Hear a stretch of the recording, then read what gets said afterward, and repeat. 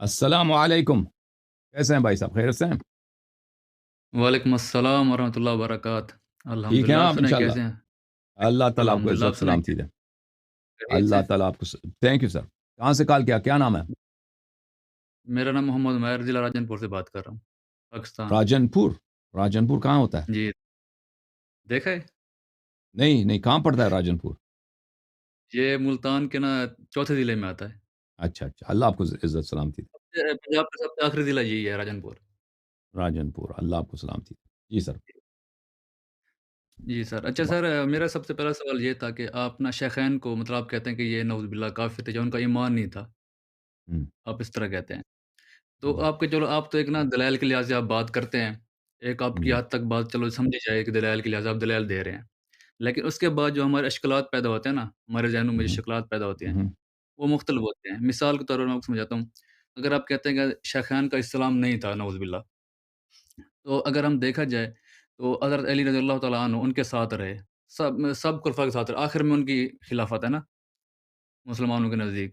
ہم، تو اگر دیکھا جائے وہ تو نعوذ باللہ کافر تھے آپ کے نزدیک شیخین، ہم، اچھا۔ اور کافر ہونے کے باوجود وہ ان کا ساتھ دے رہے ہیں، اور ہم، وہ مطلب عمر کے دور میں وہ چیف جسٹس بھی رہے ہیں۔ ہم۔ چیف جسٹس ہونے کے باوجود بھی وہ ان کا ساتھ دے رہے ہیں کافر کا نعوذ باللہ آپ کے جو نزدیک ہے۔ پھر ہم ان اشکالات کو کیسے دور کریں؟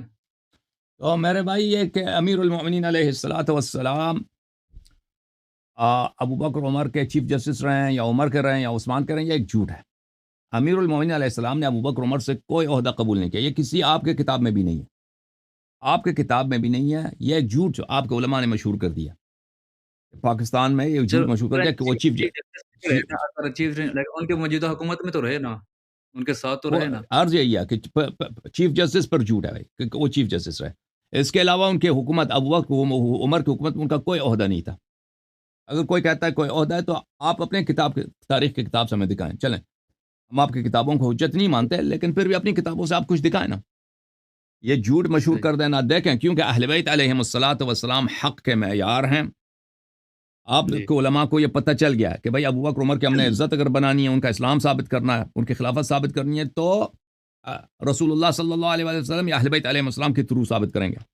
پیغمبر سے ان کی خلافت کی تو کوئی حدیث نہیں ہے، تو اہل بیت علیہ السلام سے نکالنے کی کوشش کرتے ہیں اس طرح جھوٹ پھیلانے سے۔ تو آپ جن لوگوں نے آپ کو سنایا نا کہ وہ چیف جسٹس تھے، یا انہوں نے کوئی عہدہ قبول کیا تھا، کوئی گورنر تھے، یا کوئی فوج کے سالار تھے، یا مثلا ٹیکس پہ ٹیکس کلیکشن پہ یا زکوٰۃ کلیکشن پہ ان کی ڈیوٹی تھی، وہ ہمیں دکھائیں، اپنی کتابوں سے دکھائیں، کوئی ڈیوٹی نہیں تھی ان کی، کچھ بھی نہیں تھا۔ تو ایک بہت بڑا جھوٹ مشہور کیا تھا۔ اب جہاں تک کہ وہ ساتھ رہیں کیا مطلب، کیا ان کے ساتھ رہیں، وہ ہمیں دکھائیں کہ آپ ساتھ رہنے سے کیا مراد دیتے ہیں۔ اگر مراد یہ ہے کہ بھئی وہ ان کی حکومت میں رہتے تھے، جی ہاں بالکل ان کی حکومت میں رہتے تھے۔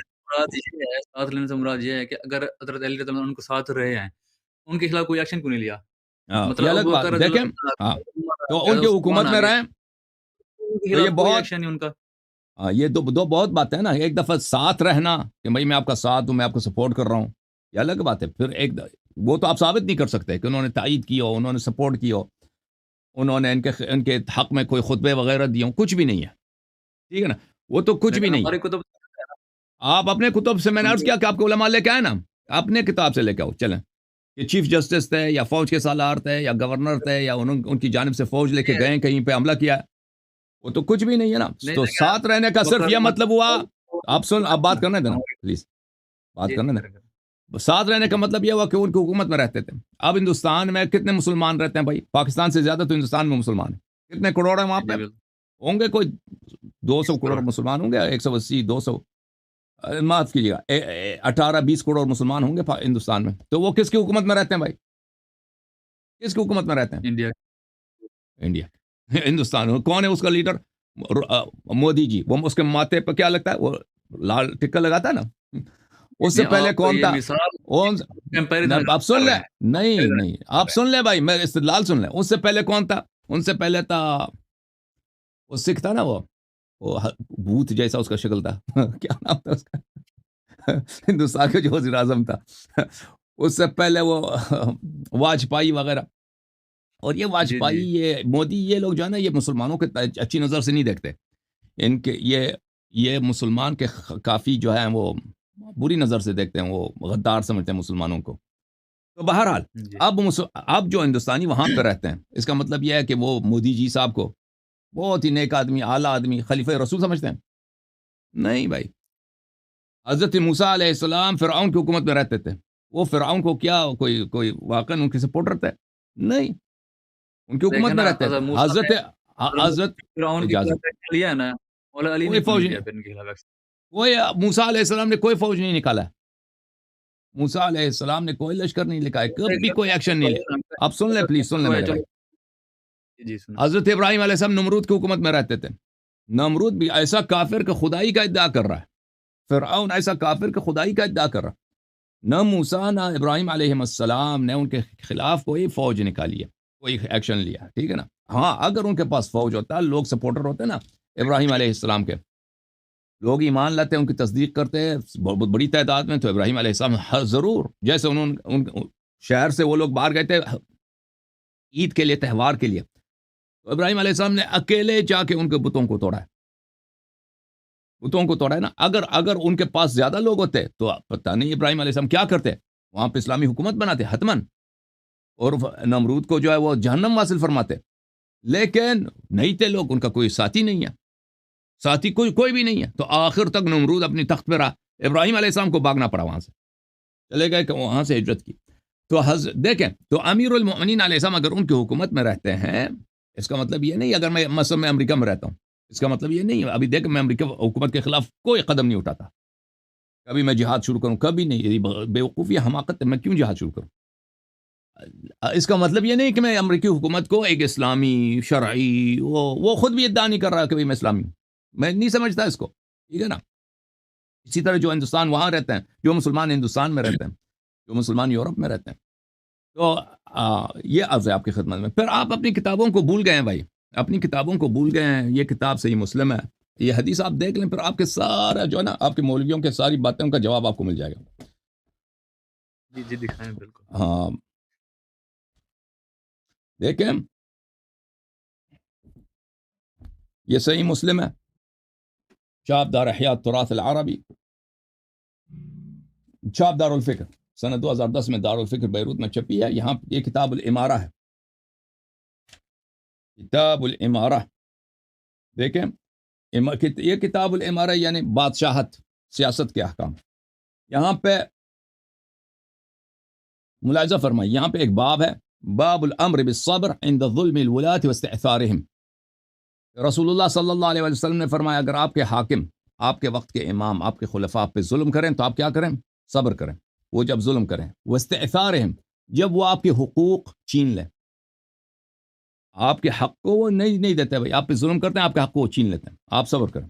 دوسرا باب جو ہے دیکھیں، باب فی طاعت الامراء وان منعوا الحقوق، امیر کا آپ نے طاعت کرنا، چاہے وہ کتنا فاسق آدمی ہو، اور مسلمانوں کے حقوق کو وہ پامال کرتا ہے، آپ کے حق کو، مثلا آپ کا جو حق بنتا ہے، آپ کا گھر ہے، آپ کی تنخواہ ہے، آپ کی جو جائے وہ چھین لیتا ہے آپ سے، آپ کو لڑنے کا، ایکشن لینے کا اختیار نہیں ہے، بلکہ آپ کو صبر کرنا ہوگا۔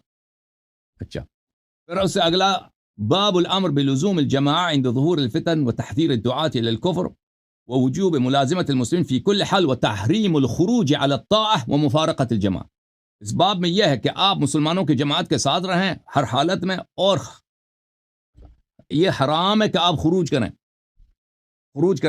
حاکم صحیح وقت پر، چاہے وہ کتنا فاسق ہی کیوں نہ۔ پھر اس میں جب آپ احادیث میں آ جاتے ہیں، تو احادیث میں تو یہاں تک ہے کہ اگر حاکم وقت شیطان بھی ہے، آپ اس کی اطاعت کریں، شیطان بھی حاکم وقت بن جائے تو اس کی اطاعت کریں۔ تو لذا میرے بھائی، جب آپ کا اپنا عقیدہ ہی یہی ہے کہ حاکم وقت اچھا چاہے شیطان ہے، رسول اللہ اس صلی کے اللہ علیہ برعکس وسلم نے فرمایا کہ جتنا ظالم ہے آپ صبر کر رہے ہیں، وہ جو آپ کا حق لے لیتا ہے، آپ صبر کریں، آپ کو تلوار نکالنے کا حق نہیں ہے، تو پھر آپ تو نہیں کہہ سکتے کہ امیر المومنین علیہ السلام نے کیوں تلوار نہیں نکالا ہے، ٹھیک ہے نا؟ ایک چیز جب حرام ہے، ابھی دیکھو، ابھی آپ مسلمان ہیں، میں بھی مسلمان ہوں، ابھی قرآن پڑھنا ثواب ہے، ٹھیک ہے نا؟ اگر آپ قرآن پڑھ رہے ہیں تو میں آپ کو اعتراض کر سکتا ہوں کہ تم کیوں قرآن پڑھ رہے بالکل ہو؟ کوئی اعتراض کرے تو اس کا مطلب ہے کوئی مسلمان نہیں ہے، وہ تو ایتھیسٹ ہوگا نا، بے دین ہوگا۔ آپ کے نزدیک مولا ہاں، علی نے پھر صبر کیا ہے ابھی ایک شخص شراب نہیں پی رہا، او بھائی، وہ جو آپ پہ اعتراض کرے کہ آپ شراب کیوں نہیں پی رہے، وہ مسلمان ہوگا یا دنیا کا سب سے بڑا فاسق ہوگا؟ نہیں مسلمان تو ہوگا لیکن فاسق ہوگا نا، دائرہ اسلام سے خارج تو نہیں ہوگا نا۔ اگر کوئی آپ کا اعتراض کرتا ہے کہ آپ کو شراب پینا چاہیے، آپ شراب کیوں نہیں پی رہے، آپ کو زنا کرنا چاہیے، آپ زنا کیوں نہیں کر رہے، وہ مسلمان یا کافر ہے؟ نہیں مسلمان جس نے ایسا کہہ کلمہ سکتا کا ہے بھائی؟ اقرار کرا ہے نہیں، ختم مسلمان تو بات. نہیں کہہ سکتا نا. وہ مسلمان ہو، مسلمان مجھ پہ اعتراض کر سکتا ہے کہ تو زنا کیوں نہیں کر رہا، تو شراب کیوں نہیں پڑھا، تو نماز کیوں پڑھتا ہے؟ جب آپ کے مذہب میں یہ ہے کہ رسول اللہ صلی اللہ علیہ وسلم نے کہہ دیا ہے کہ حاکم وقت ظالم ہے، شیطان ہے، جیسا بھی، اس کے خلاف آپ تلوار نہیں اٹھا سکتے، تو پھر آپ کا یہ سوال کہ امیر المومنین علیہ السلام نے تلوار کیوں نہیں نکالا، اس طرح کہ آپ مجھ سے سوال کریں کہ تم کیوں قرآن پڑھتے ہو، تم کیوں شراب نہیں پیتے، تم کیوں بھائی تم کیوں نماز پڑھتے ہو، نماز کی جگہ جا کے لواط کیوں نہیں کرتے، اس میں بڑا مزہ ہے. تو اس کا مطلب یہی ہوگا کہ سامنے والا یہ تو مسلمان تو ہو نہیں سکتا نا، اس طرح کا سوال کرنے والا، اس کا سوال کرنے والا ایک کافر ہے، کیونکہ وہ شریعت کو نہیں مان رہا. ٹھیک ہے نا؟ تو آپ کا یہ جو سوال آپ کے مولویوں نے آپ کو سکھایا نا، یہ آپ کی یہ سوال کا اساس کفر پر ہے، نہ ایمان پر. میں تحقیق ہاں مطلب ہاں. میں کسی مولوی کی طرف سے نہیں آیا ہوا، میں خود سرچ اور تحقیق کر کے یہی ہے، یہ جو ہے نا آپ کے مولویوں کے پاس اس کے سوا کچھ ہے بھی نہیں، ان کی تقریر سنے نا، وہ آخر میں اسی پہ آ جاتے ہیں، ادھر جاؤ ادھر جاؤ، اس کے دلیل امیر المومنین علیہ السلام نے ان کے خلاف تلوار نہیں اٹھایا. بات ان کی یہی ہے. پھر مولا حسین نے یزید کے خلاف کیوں خروج کیا؟ وہاں پہ بھی صبر کرنا چاہیے تھا نا، وہ تو فاسق تھا بالکل. اب تو کہتے ہیں تو کہ دیکھیں فاسق کے خلاف خروج نہیں ہے نا. اب سن لو، جی شیعہ مذہب میں یہ نہیں ہے کہ آپ حاکم وقت کے خلاف خروج نہیں کر سکتے، یہ آپ کا مذہب ہے، میں نے آپ کے مذہب کے مطابق اچھا جواب دیا. شیعہ مذہب صحیح ہے. میں امام معصوم کو حق ہے، امام معصوم کو حق ہے کہ اگر اس کے پاس ساتھی ہیں، چاہے وہ کم بھی کیوں نہ ہو، وہ حاکم وقت کے بالکل خلاف خروج کریں. امام حسین علیہ الصلاۃ والسلام کو لوگوں نے نصرت کے وعدے دیے ہیں. جب وہ مدینے میں تھے، وہاں سے مکے چلے گئے، تو وہاں پہ ہزاروں کی تعداد میں خط آئے تھے، خطوط آئے تھے کہ ہوں آپ آ جائیں، ادھر شام آ جائیں، کوفہ آ جائیں، ہم آپ کے سپاہی ہیں، ہم آپ کے لشکر ہیں، پورا عراق آپ کے ساتھ ہے. ہزاروں کے تعداد، ایک خط نہیں، ہزاروں کی تعداد میں خط آئے. پھر انہوں نے اپنے چچا کے بیٹے جناب مسلم ابن عقیل ابن ابی طالب رضی اللہ عنہم جی اجمعین، ان کو کوفہ بھیجا ہے کہ آپ چیک کریں وہاں کے حالات کو، آپ جو اپنی چشمدید جو حالت ہے مجھے بتائیں. اور خط دیا کہ یہ میرا بھائی ہے، یہ میرا چچا زاد بھائی ہے، میرا بھائی ہے، میں ان کو، میرا نمائندہ ہے، ان کو بھیج رہا ہوں تاکہ یہ مجھے بتائیں. تو مسلم ابن عقیل جب آئے کوفے، تو کوفے والوں نے ان کی بڑی استقبال کیا، سب نے ان سے بیعت کیا، اور سب وہاں پہ انہوں نے بہت ہی ان کا شاندار وعدے کا اور پورے جوش و خروش سے ساتھ دینے کے وعدے دیے. تو انہوں نے خط لکھا امام حسین علیہ السلام کو کہ آپ تشریف لائیں، پورا عراق آپ کے ساتھ ہے. تو اس طرح اگر امام حسین، لیکن امام حسین علیہ السلام کو بخوبی پتہ تھا کہ وہ کربلا جائیں گے، عراق جائیں گے تو وہاں شہید ہو جائیں گے، کیونکہ رسول اللہ صلی اللہ علیہ وسلم نے بتایا تھا، وہ تو ان کو بخوبی معلوم تھا. لیکن اگر وہ نہ جاتے، نہ نکلتے، تو پوری تاریخ ان کو کنڈیم کر دیتی کہ آپ کے ساتھ عالم اسلام کا سب، وہ اس وقت عراق جو تھا نا، وہ صرف ابھی موجودہ عراق نہیں ہے، یہ پورا جو جی آپ کا بس عراق سے لے کر آپ کا یہ پورا تہران، یہ خراسان، یہ سب اسی گورنرشپ کے انڈر تھے. یعنی جی یہ جی کئی ممالک آج کے دور میں دیکھیں، کئی ملکیں بنتی ہیں، پورا عراق، پورا ایران، پاکستان کے کچھ حصے، افغانستان کے کچھ حصے، ازبکستان کے کچھ حصے اس میں آ جاتے ہیں. یہ پورا علاقہ آپ کے صحیح ساتھ تھا، یہ پورا جو اتنے لاکھوں کی تعداد میں فوج تھی، آپ نے خود نہیں قبول کیا، اور آپ مکے میں رہیں، اور وہاں پہ کیونکہ یزید نے تہیہ کر رکھا تھا کہ حج کے موسم میں ان کو شہید کیا جائے مکے میں، وہاں پہ لوگوں کو بھی بھیجا تھا، کیونکہ صحیح مکے میں تو کوئی لڑائی لڑ نہیں سکتا. وہاں پہ انہوں نے ان کو اس طرح بھیجا تھا کہ وہ اپنے احرام کے لباس میں تلوار چاقو وغیرہ ساتھ رکھیں، تو وہ حج کی حالت میں جا کے ان کو مار دیں. امام حسین علیہ الصلاۃ والسلام اگر ادھر یا مکے میں شہید ہو جاتے یا کربلا آ جاتے. اگر مکے میں رہتے تو اس کے پہلی بات ہے کہ مکے کی جو قداست ہے کہ وہاں پہ لڑائی نہیں ہونی چاہیے، وہاں وہ جو ہے وائلیٹ ہو جاتا، اور وہ نہیں چاہتے تھے کہ ان کی وجہ سے مکے کی جو ہے وہاں پہ خون ریزی ہو، کوئی کعبہ حرم کی کوئی بے حرمتی ہو. ان کی روایات بھی ہیں اس مسئلے پر. دوسری بات ہے، جب صحیح وہ شہید ہو جاتے حجاز میں، تو پوری تاریخ ان کو کنڈیم کر دیتی. آپ کے ساتھ تو یہ جب اتنے لوگ آپ کے ساتھ ہیں، اور وہ چاہتے ہیں کہ آپ ان کے امام ہیں، وہ چاہتے ہیں کہ آپ یہاں پہ حکومت بنائیں، اسلام اپنے نانا کی دین کے آپ احیاء کریں اور بنی امیہ کے ظلم کا خاتمہ کریں، تو آپ نے کیوں نہیں کیا؟ آپ کی اپنی غلطی ہے. ٹھیک ہے نا؟ اور امیر المؤمنین صحیح علیہ الصلاۃ والسلام کے زمانے میں جب رسول پاک صلی اللہ علیہ وسلم فوت ہو گئے تھے، تو ان کے ساتھ کوئی نہیں تھا، سپورٹر کوئی نہیں تھا ان کے ساتھ، سب لوگ مل گئے تھے ابوبکر عمر کے صحیح ساتھ، سوائے 4-5 آدمی کے ان کے پاس کوئی نہیں تھا، تو سب لوگوں نے ان کی طرف پشت کیا تھا. تو اس لیے ان کا امیر المومنین علیہ السلام کا حضرت علی سچویشن کے اعتراض امام حسین علیہ السلام کے سچویشن کے ساتھ بڑا مختلف ہے. جی سر بولے مزید. جی میں کہہ رہا تھا کہ مطلب مولا علی کی جو آپ کہتے ہیں کہ مطلب ان کی تعداد کم تھی ساتھیوں کی، اس لیے انہوں نے خروج نہیں کیا. نہیں تھے، کم کیا تھے، بالکل نہیں تھے. 4-5 آدمی وہ گنتی میں آتے ہیں.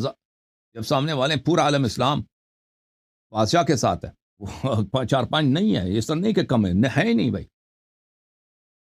چلے میں دوسرا سوال کر لوں پھر. بسم اللہ بسم اللہ. کیا نام تھا آپ کا؟ میں بھول گیا نام آپ کا. عمیر. عمیر. جی جی عمیر. عمیر صاحب دوسرا سوال کیا آپ کا؟ اچھا حسن بھائی، جو ہمارا جو اہل سنت کا عقیدہ ہے نا کہ نبی علیہ السلام صلی اللہ علیہ وسلم اب امی تھے، ان کو پڑھنا لکھنا نہیں آتا تھا. ہمارا یہ عقیدہ ہے اہل سنت کے نزدیک نا. تو اہل تشیع کا کیا عقیدہ ہے اس بارے میں؟ امی کا مطلب ہے کہ وہ ام القرآن مکہ سے تھے.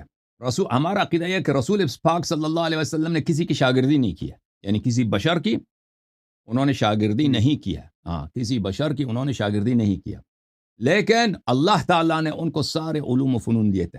وہ اور جاہل کہنا نبی صلی اللہ علیہ وسلم کو ان کو پڑھنا لکھنا نہیں آتا، یہ برے سب بدترین جہالت ہے. یہ سرور کائنات جو پوری انسانیت کے معلم ہیں ان کے شان کے خلاف ہے. رسول اللہ صلی اللہ علیہ وآلہ وسلم کو لکھنا پڑھنا سب زبانیں آتی تھیں، لیکن یہ اللہ کی جانب سے ان کے پاس یہ علم تھا.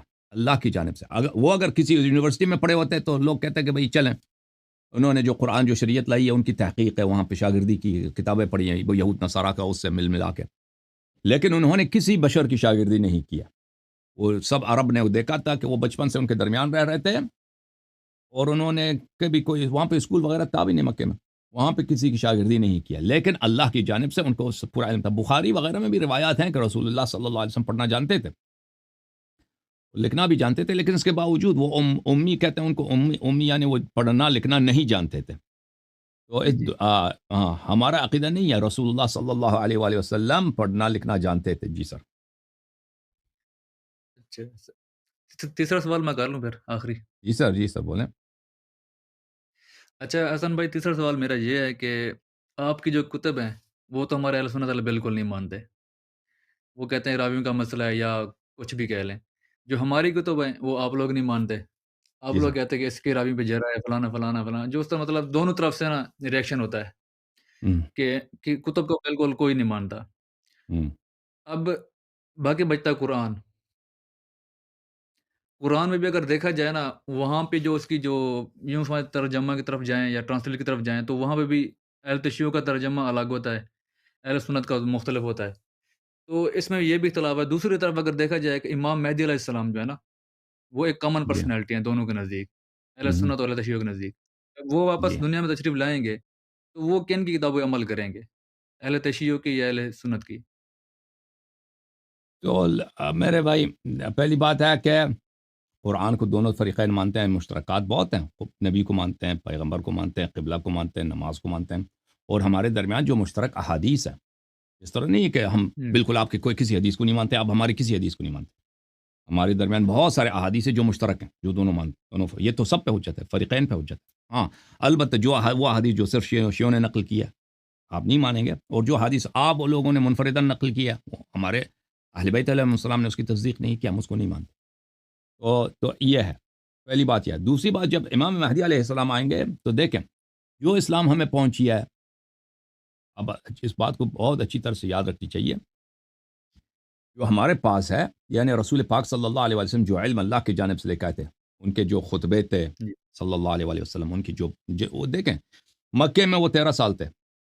اب آپ اپنے کتب میں جا کے دیکھیں کہ ان کی مکی احادیث کتنے ہیں، نہایت ہی کم، بہت ہی کم. صحیح. بلکہ مکے میں ان کے بالکل حالات زندگی کیا ہے یہ آپ کو سیرہ کے کتب میں بہت کم ملیں گے. بالکل ٹھیک ہے نا. بہت کم ہے. ہاں بہت کم ہے.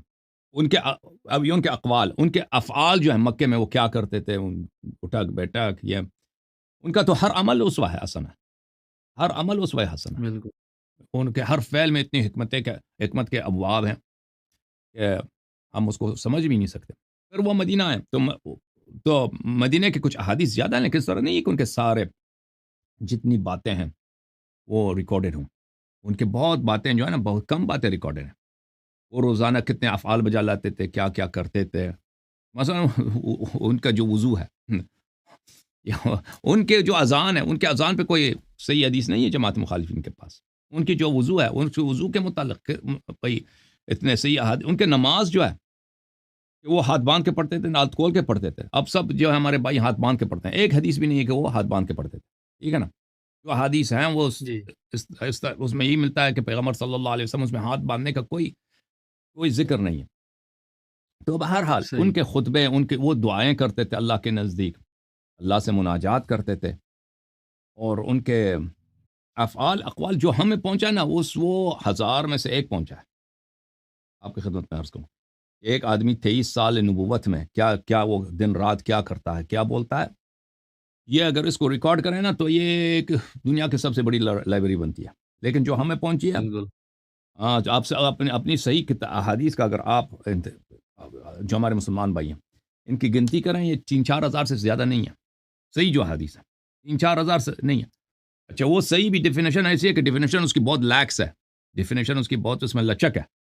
صحیح کا مطلب یہ نہیں کہ یقینی، صحیح کا مطلب کچھ اور لیتے ہیں، تبھی تو وہ حدیث 3-4. اگر صحیح کا مطلب یقینی لے لیں تو اس 1000 بھی نہیں پہنچتے آپ کے حدیث. بات یہ ہے. اچھا تو عرض، ہاں بالکل، یہ جو صحیح کہتے ہیں، صحیح کا مطلب یقینی تھوڑی ہوتا ہے. صحیح کا مطلب ہے وہ لفظ صحیح جو ہے نا، اردو زبان میں، عربی زبان میں صحیح جب کہتے ہیں اس کا مطلب ہے کہ وہ واقعہ سند جو ہے ان کی صحیح ہے. صحیح ہوتی ہے ہاں، کیا فرمایا آپ نے؟ سند ان کی ٹھیک ہوتی ہے مطلب صحیح ہوتی ہے باقی ہاں، سند یہ ہے کہ ان کے بہت ساری رجال ثقات ہوں اور سند میں اتصال ہو، اس کو صحیح کہتے ہیں. لیکن وہ صحیح واقعاً ایسا ہوا یا نہیں ہوا ہمیں نہیں معلوم. صحیح یہ ہے.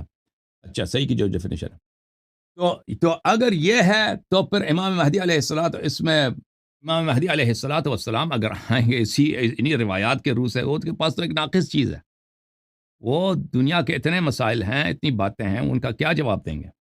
اور مثلا اسلامی حکومت بنائیں گے، وہ اسلامی حکومت کے احکام ہیں ہی نہیں روایات میں. اسلامی حکومت کے بالکل اچھا احکام نہیں ہیں. ہاں بالکل نہیں.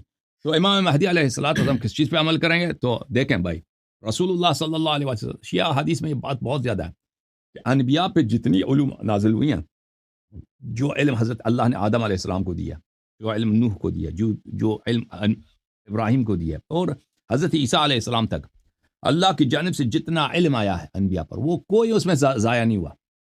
وہ سب ہمارے نبی صلی اللہ علیہ وسلم کے پاس آئے.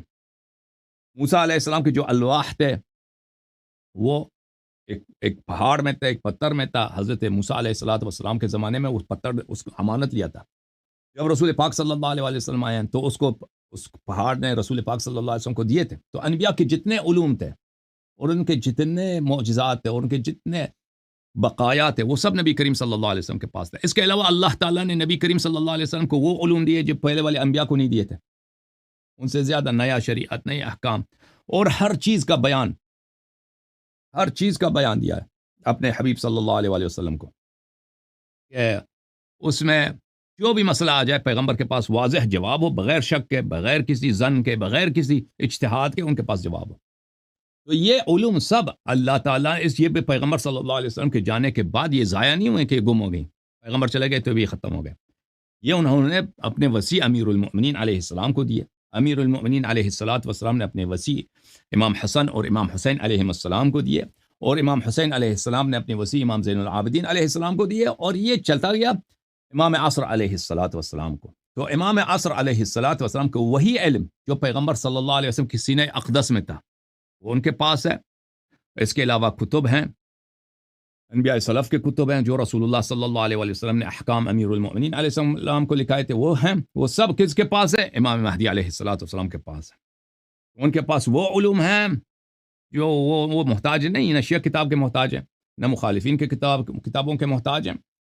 کیونکہ یہ کتابیں جو ہیں ان میں ساری باتیں نہیں ہیں، سب باتیں شریعت کی جتنی باتیں ہیں اور عقائد کے سب باتیں ہیں اس میں نہیں، ان کتابوں میں نہیں ہیں. اوکے.